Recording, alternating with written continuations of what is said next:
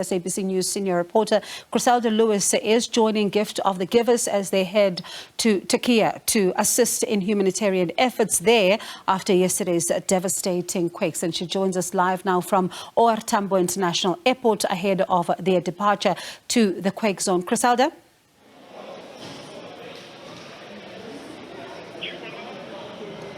Start talking.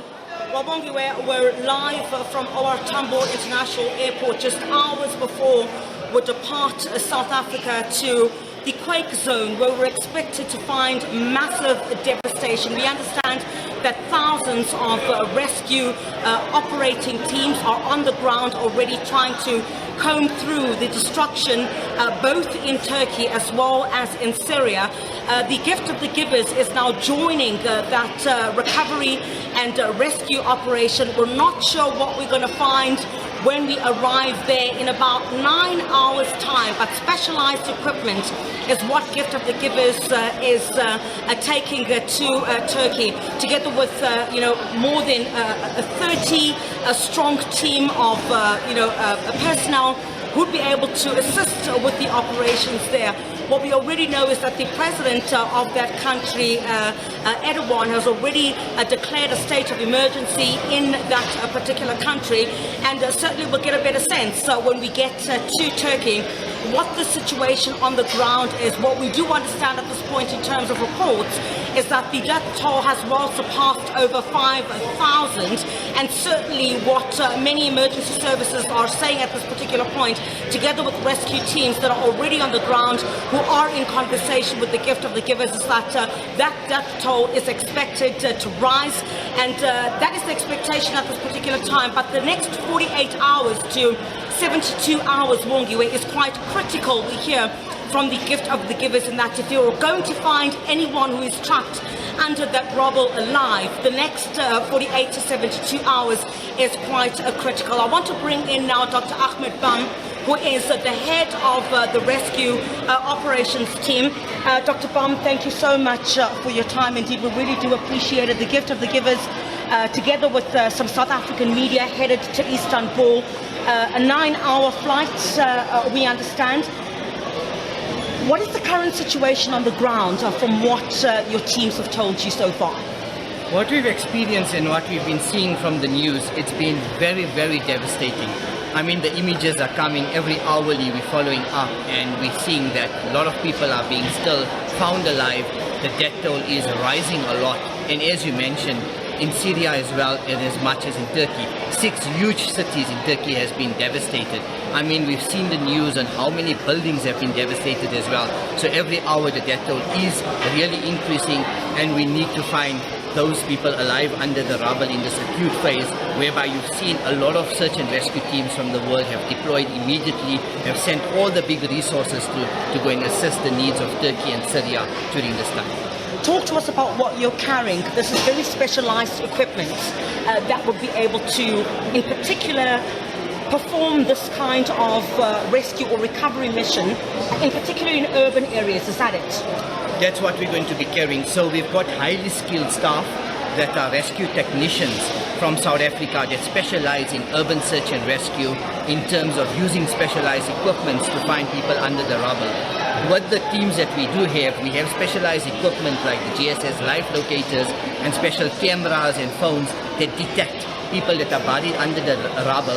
The GSS life locator, for example, is one of the machines that really assists. It gives us a very quick way of actually looking for the person instead of taking a long distance and a long way to look for them. So the technology that's being used in this type of expensive equipment will actually help you to save lives, much more easier to get to those people there, and that's the type of equipment we're taking.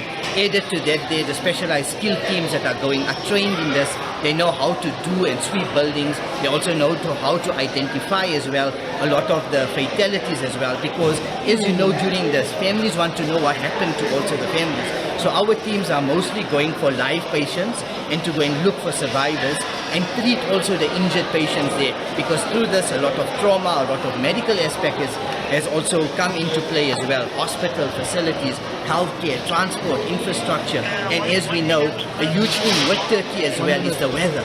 The snow is there as well. Yeah. The temperature is extremely cold. All right. Dr. Bam, thank you very much. I really do appreciate your time.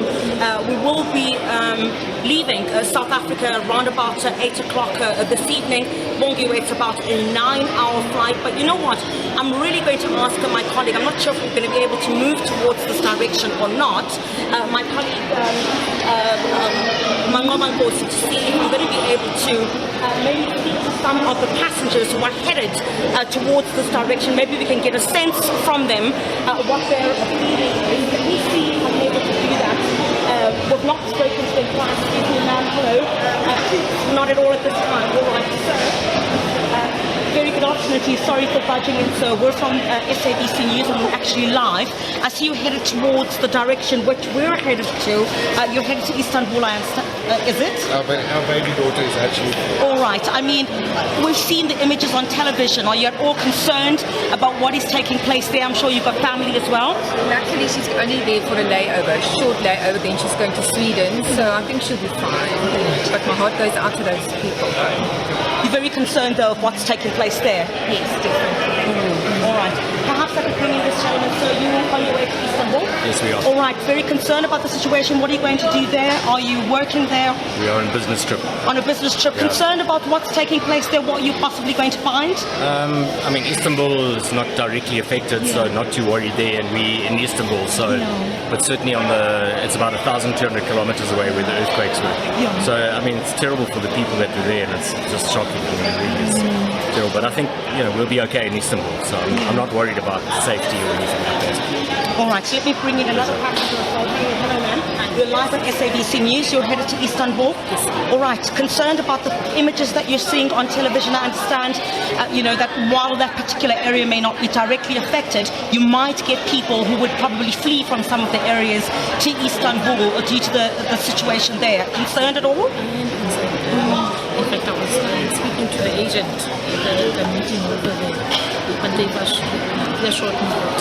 There's nothing to be concerned about. But to tell the honesty, if it went for medical reasons, I went for surgery. But if it went for that, All right. Thank you very much indeed. So that's what the situation is at this particular time. If you look towards this direction, some of the teams, so my colleague Mangobangosi, will point towards that particular direction.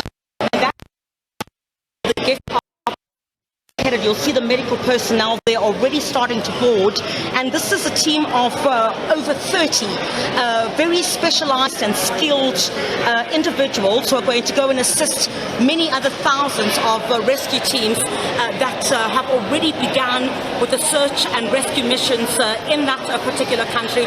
We will be live on SABC News every chance that we get to try and bring you the realities of what is on the ground. So I would urge our viewers to stay tuned to SABC News as we'll be live in Istanbul and in other areas that have been affected by this earthquake, and to be able to give you rolling coverage from the ground. So we'll urge our viewers to stay tuned to SABC News as the gift of the givers, as well as some members of the South African media, head to that country to give you an account of what is happening following the devastating earthquake. We understand now, of course, that the death toll well surpassing over 5,000.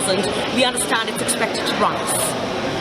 It was there, my colleague. Be safe as you are headed out there with all the other media houses there. SABC News senior reporter Chriselda Lewis, and of course she will be bringing us live updates from the ground, as she says, and it's really quite a concerning situation, and even hearing how densely populated that area is, and that also making it difficult, and the weather, of course. But we'll also be in conversation with the South African ambassador to Turkey later on the show to get a sense of how things are on the ground, concerns about South Africans, how, if you are there, how do you then go about to be able to get some assistance?